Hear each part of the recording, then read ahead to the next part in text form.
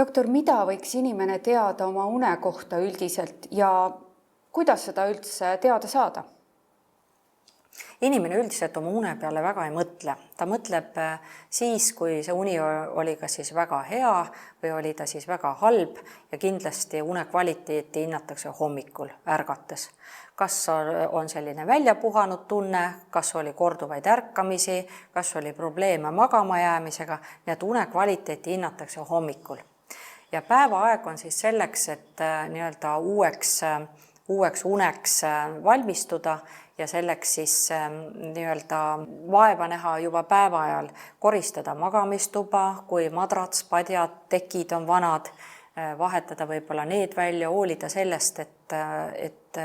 voodilinad oleksid sagedasti vahetatud ja pestud, soovitavalt isegi triigitud, kellel on kodutolmulesta allergia, see on selline hämblikulaadne, kes elab kõigil voodites, aga kellel on probleem siis kodutolmulesta allergiaga, siis kindlasti põhjustab see kodutolmulest ninahingemistakistust ja see inimene võib sagedamini norsata, tal võib esineda hingamispause, korduvaid ärkamisi ja hommikul tunnet, et väga halvasti on magatud. Ma ütleksin veel lisaks, et väga ma soovitaks unepäeviku täitmist ja et korra endale selgeks teha just kirjalikult ja trükkida see välja kas Uneliidu või siis Tervisekassa ravijuhendite koduleheküljelt. See on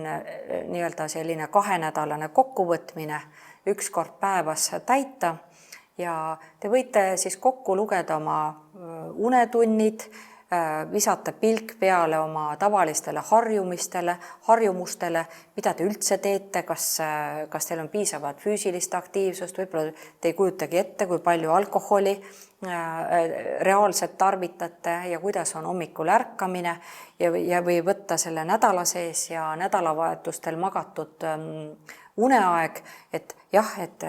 mõni inimene võib öelda, et ma vajangi ainult 6 tundi uneaega, aga kui me võtame nädalavahetuse päevad, siis see inimene magab kella 1 päeval, siis tähendab seda, et reaalselt see uneaeg on hoopis pikem ja võttes arvesse ka siis nädalavahetuse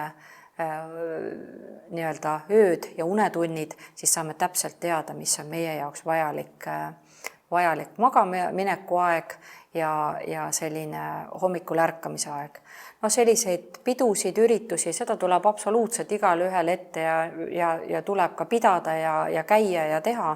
aga üldiselt see une-ärkveloleku rütm, et see võiks olla paigas hea tervise nimel ja seda, et kuidas see just täpselt iga inimese jaoks on, ta on individuaalne, siis unepäevikus seal oleks kasu. Tänan teid, doktor, nende huvitavate mõtete ja kasulike nõuannete eest. Aitäh!